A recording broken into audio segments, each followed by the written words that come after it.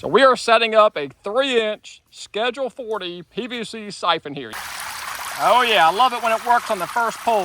How to set up a PVC gravity-fed siphon. Part 2 of our world's smallest duck hole project. I've got all the PVC pipe that I need and our fittings for the siphon we're going to be setting up. I can definitely tell the pond is back up. Let's go take a look at that spillway. The beaver is active, which I figured would be the case here. You recall the boys had dug all this out, and well, there's some fresh sticks in here and definitely a mud pack with some pine straw debris along the front of it.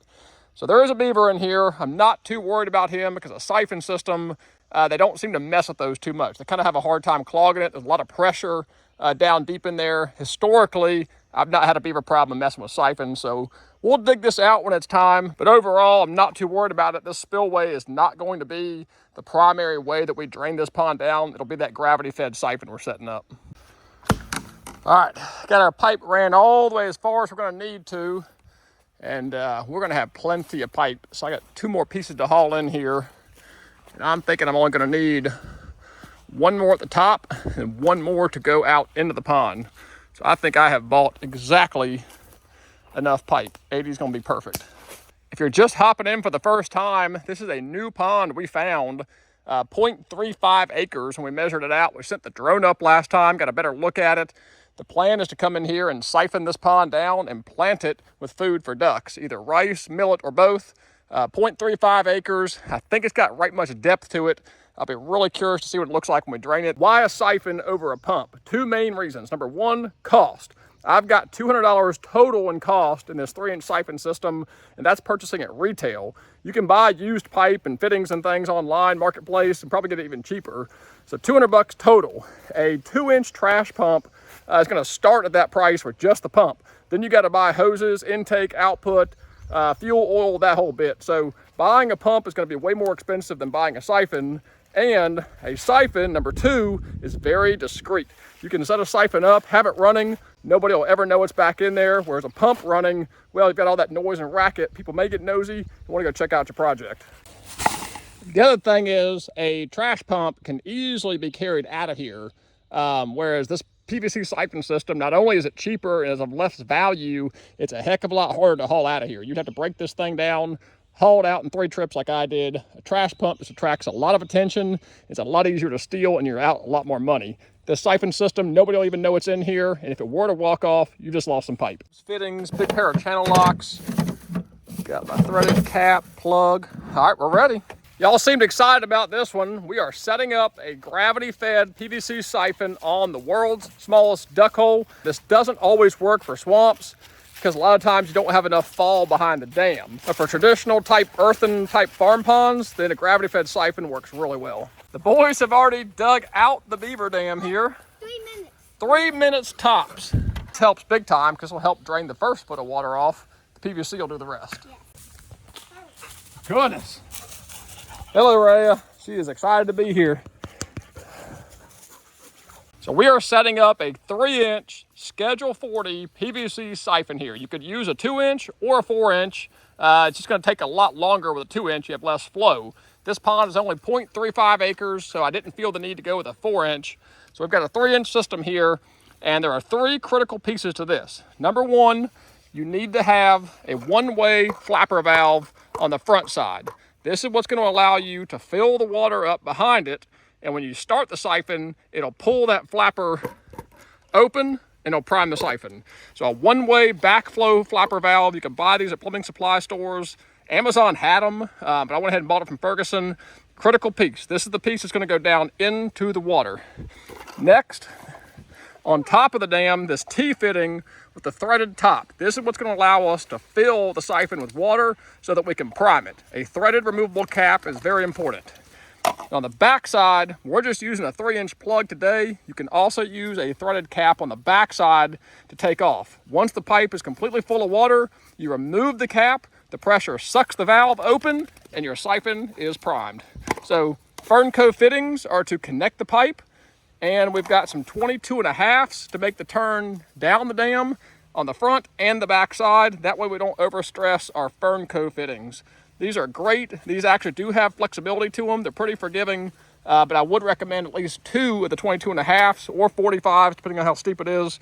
But now, these are the critical pieces. Let's get it set up. The flapper valve, it's important you put it on the right way. Again, you want the flap to open towards the direction of the water, because when the siphon sucks pressure, it's actually going to pull the water in. It's going to open that flap up, and it'll stay open until the siphon dies. At that point, it closes and actually retains water in the pipe that'll help you charge it next time. So I want to glue this on, because this is going to be permanent. I don't want to use a fern coat here. I'm actually going to glue this on in the direction of the flow that I want. This stuff actually sets up really quickly, which is nice.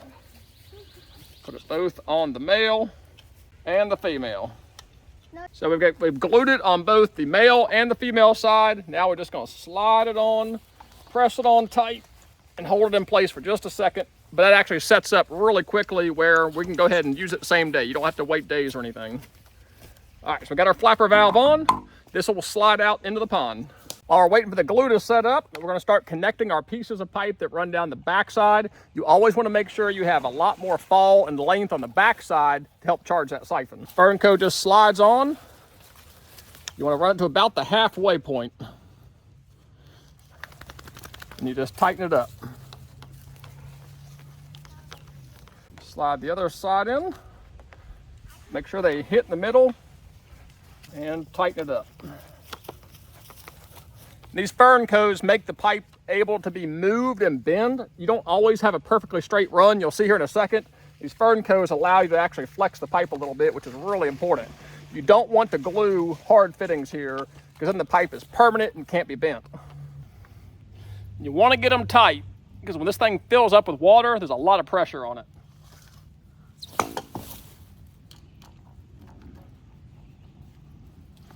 And these are 5/16. Just get you a nut driver. It's way easier than a flathead. 5/16 is perfect. You can really cinch them down tight.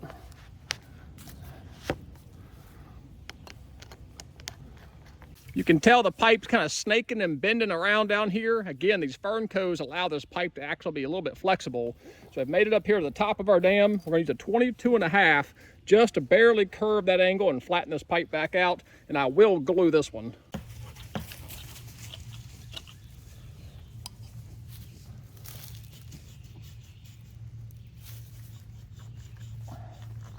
Now we're going to put our threaded T-fitting. We want to make sure it's in line with that 22.5 so the pipe's not sitting goofy. We want this to be straight up in the air, that way we can fill the pipe all the way to the brim. We don't want it to be at an angle. Can I use this, Dad? Sure can, buddy. Straight up and down. This is going to be how we bucket fill the siphon to prime it. So eventually you will have to cut a piece, and that's going to be this next one. If this is exactly 10 feet to my 22.5, that'll be a miracle. Typically you've got to cut it somewhere to make that turn and transition. So we will see if this plays out, but we definitely have enough pipe. Actually going to have one extra, because I think I'm only going to run about 10 feet out into that pond, because I can tell it drops off quickly. I can't even walk out there and waders. It drops off really quick. So now we're going to get the business into this thing, slid down the pond, make our final connections. Yeah, you should have that down.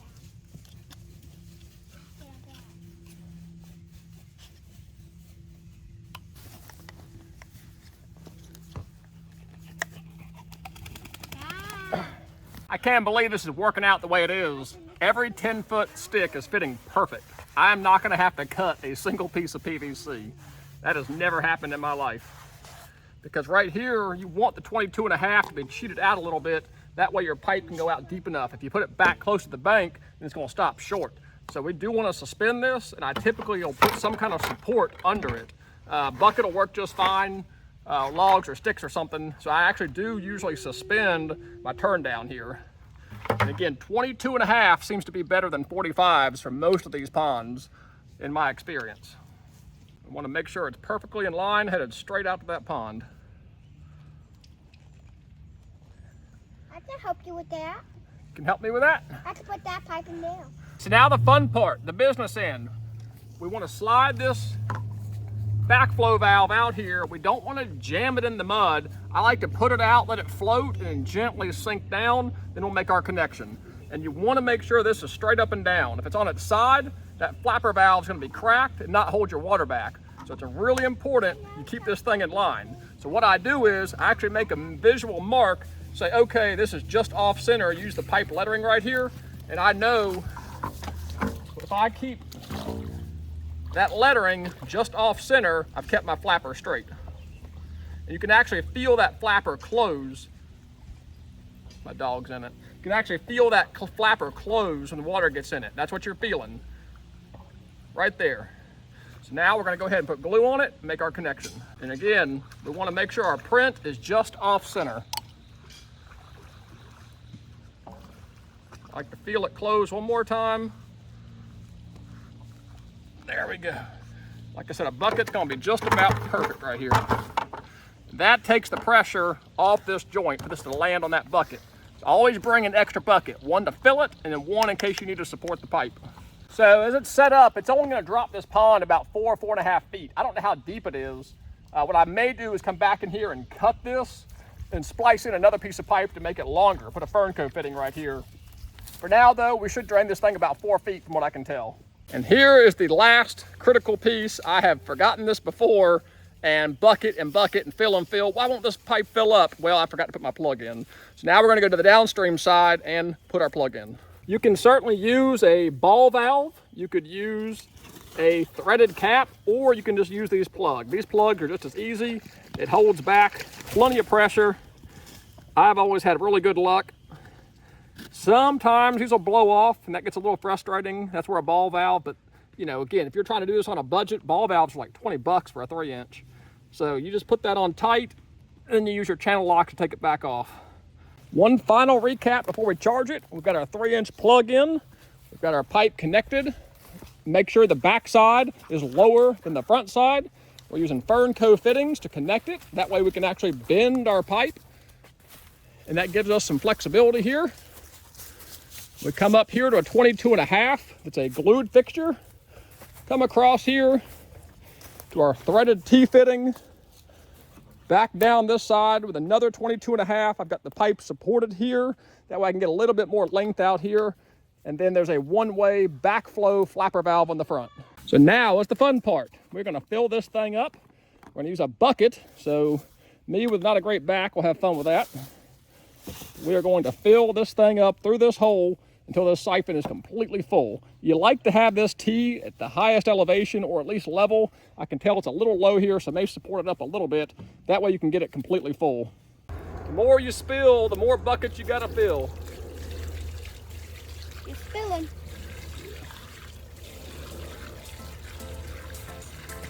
So we fill it up until I'm right there. Yep, yep.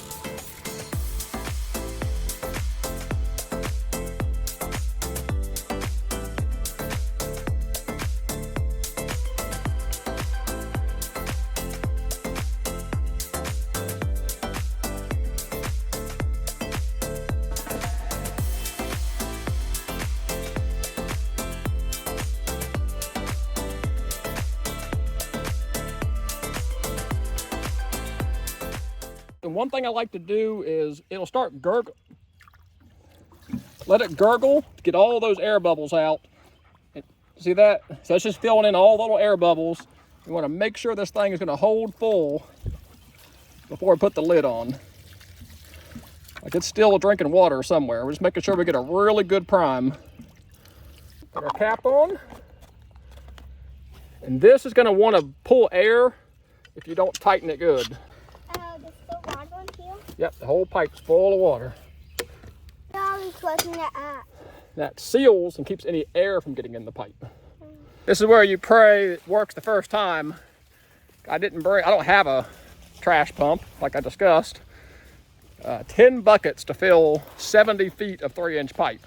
So if you had a 4-inch system, 100 feet, that's gonna be like 15 buckets at least. So may wanna get you a little 1-inch pump if you're gonna do a lot of these. Now is where I get wet. This cap right here, holding back all that water. It's gonna come with a force. All right, so that's our water. What we're looking for is it to turn to muddy pond water.